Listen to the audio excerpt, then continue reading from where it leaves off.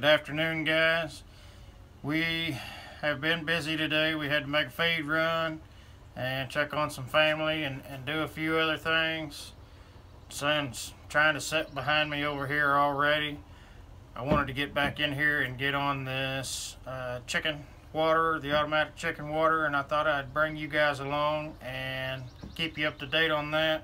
We won't get it completed today, but I'll go as far as I can with it and show you what I've got going on with it. What I've got here is a couple of 4-gallon pails.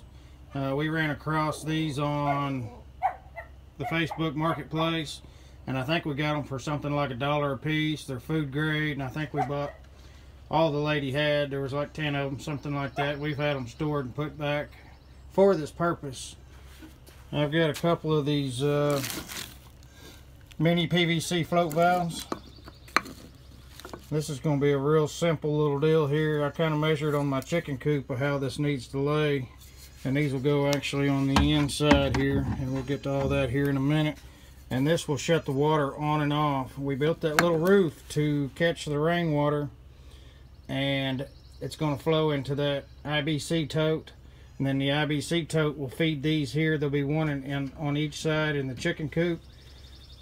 And if this works out good for them, we'll probably pipe over and run it to the goats. If I can figure out a way to externally run the float valve on the goats, that way it's not actually in their water bowl, because everybody knows that goat will destroy it if they can get to it, because if they can't eat it, well, you know the story. But we're going to see how it works with the chickens first. We're getting a good flush. That's also a food grade IBC tub up there. We've got it mostly painted black.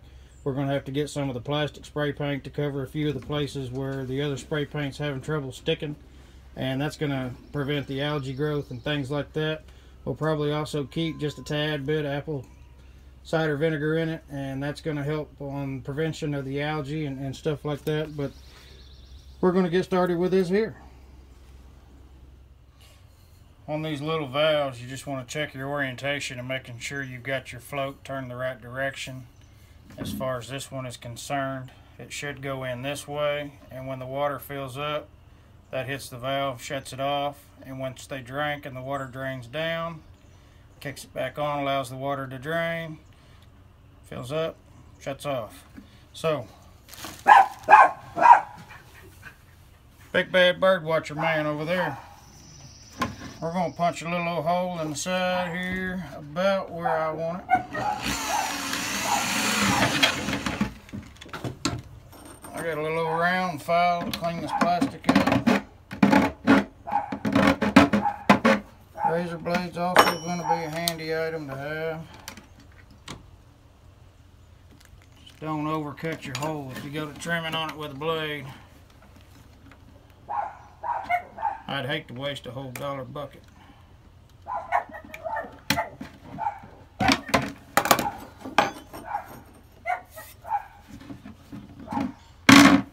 No, these are not good files. These are in my pile of used files that I keep, because I use a lot of these old files times for knife making and stuff like that. You never know what you might want to make out of an old file.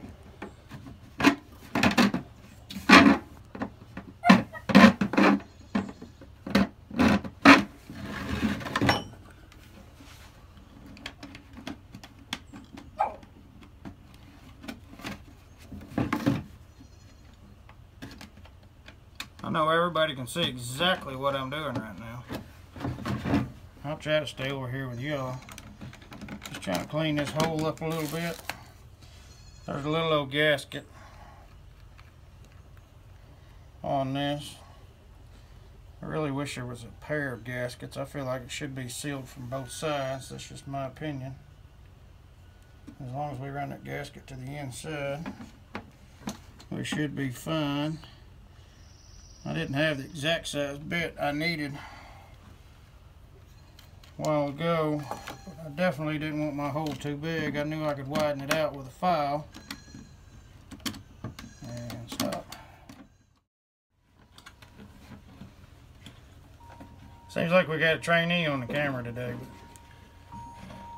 We've broken our little tripod mount again. If you follow us on Instagram, you've probably seen a picture somewhere along the line once upon a time of a crazy looking little tripod rig with some zip ties for our camera. But that's what you get when you pay $3. Hey, I expect a lot for $3, especially if it's coming from China. We actually have a gimbal that will be here tomorrow, and we're pretty excited about it. What I've done here is I've opened this hole up just enough that I've actually had to thread in this valve, so I shouldn't have any problems as far as a nice tight seal goes. I'll leave you a link in the description to these little valves. They're pretty cheap. I don't remember exactly what I paid for them, but I think it was in the neighborhood of like $2, $3, something like that. I bought these several months ago for this project for the spring, and we're just now getting around to it.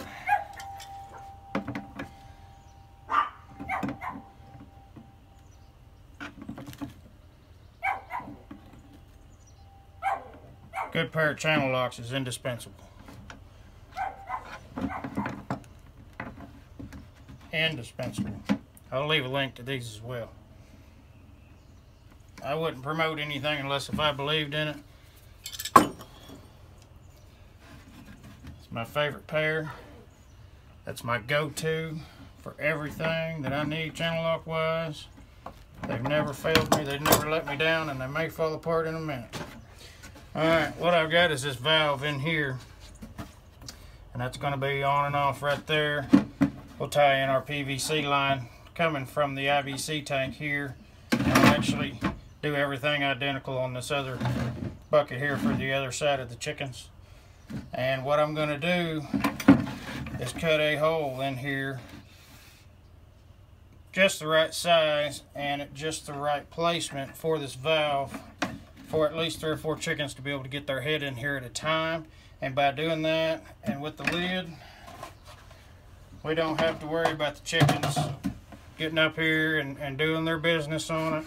We don't have to worry about the chickens getting inside of it. This water should stay pretty clean to where we only have to clean it once a week, give or take. And with a little bit of the apple cider vinegar in there, it should help with the algae in the water this summer, and everybody fights that every year. It's a pain. It seems like it's almost a daily process of cleaning water bowls, trying to keep the algae out of them. But that's one valve installed. I'm going to do a little bit of measuring here for a minute and figure out exactly where I want to put this slot, and we will get that cut out. Alright guys, so what you need to do now that you've got this valve set is you need to get a measurement. See if I can show you what I'm doing here. Stay down, bucket. Can you get in there, Mama? Can you see that?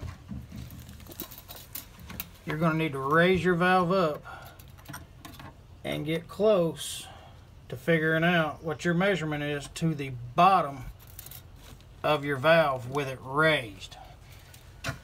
So we're setting about 4 5/8 of an inch, something like that, and that's with it raised. If you don't do it that way, and if you get your hole cut too low on this outside, your float will never be able to shut off because your water will be flowing out of the front. You know, if you want to do an inch or something like that, whatever you feel comfortable with. I am not the chicken whisperer expert, and this is my first try on this, so if I fail, we can fail together. So I'm going to go ahead and skip it on up to about 5 inches plus the thickness of the bottom of the bucket here. I really didn't bring proper tools. Everybody needs a Magnum Sharpie, right? I'm just going to get me a mark at about 5 inches here on both sides. Here's my straight edge. If anybody got goats, you probably know what this board was used for. Those are some rough days. Horrible days. It just happens to still be laying here in our little work area, if you will. Glad that's over though. So this will be the bottom side of that. Chicken head What do you figure, guys? Probably 3-inch gap. That'd be more than enough room for them to get their head in here. I don't have chickens that big.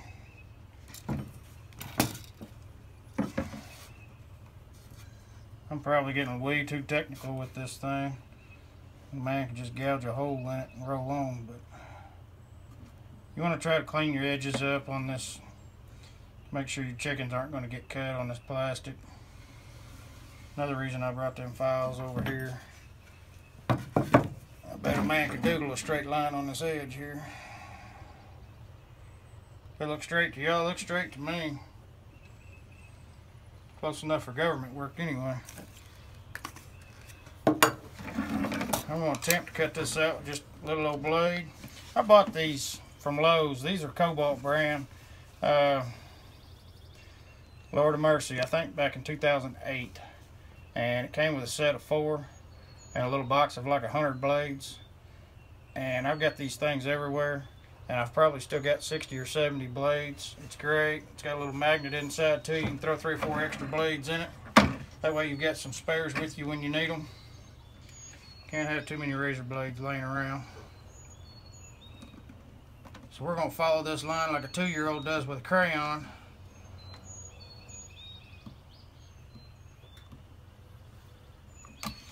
I may have done that better than a 2-year-old with a crayon. I've seen 2-year-olds with crayons. It's scary. Just don't set them up at the kitchen table, or color your table up. And your walls. Just don't let them get a hold of that Magnum Sharpie. Boy, that'd be an interesting day.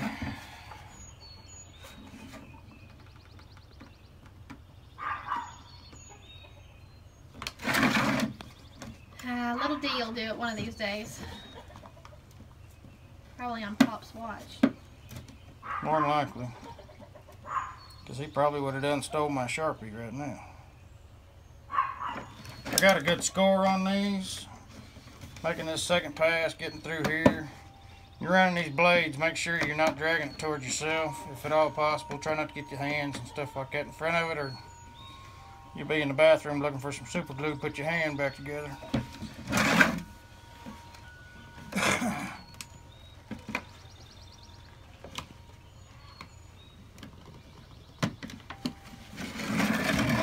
Hi, BB. We actually got to sneak in and take a peek at the puppies a while ago. And them little guys are doing great.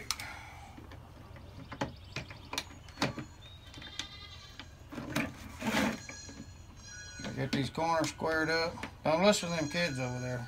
They're eating. They're not hungry.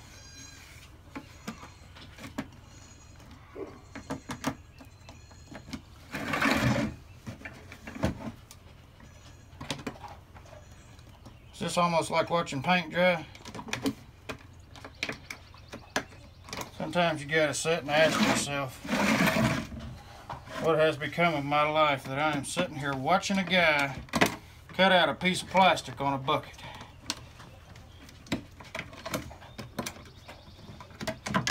But that has happened. Now then, you may have a better idea of what's going on with this. We'll get the water lines ran here. Excuse me. And when chickens come in and drink and the water pulls down, this valve will go down and release coming from the IBC tote. Gravity fed water will fill in here, and as the water fills up, this little valve will float and raise up, shuts the flow off. And as long as you got everything else sealed up, we're gonna have an easy breezy summer watering chickens. Shouldn't be any problem that several chickens can't get in here. You know, you've got the option, if you're running a whole bunch of birds, you could cut out another side. You could cut out a third side, you know, to allow several to get in there at one time. With just having 9 on one side, I don't think it'd be a problem in the world getting 3 birds in there at a time. And if they're that thirsty, they may just have to stand in line and wait. But wanted to keep you guys up to date on this. I'm going to knock out this other bucket here and make it look identical. If you're curious about any of these products, check the description below. We'll leave a link to Amazon, to these little valves, and a couple of these handy dandy tools here that I love. I wouldn't promote anything if I didn't firmly believe in them. And I guarantee you I wouldn't still own it if it wasn't a good tool, because I would have done broke it. And if you want to see us where we started this project, we'll leave a link up above to where you can watch where we started the water system the other day. Getting the roof on over there on the goat house. Yep. We borrowed part of the roof off the goat house and built a lean-to on it, and sort of fancy gutter system on there, but it's gonna work. And we still got some work to do where we tied in at on the IBC tote, and we'll show you guys all that again as well. But got any questions, comments, throw them down there. Don't forget to like and subscribe. You can follow us on Instagram, Facebook, and Twitter. And as always, we'll see you guys tomorrow.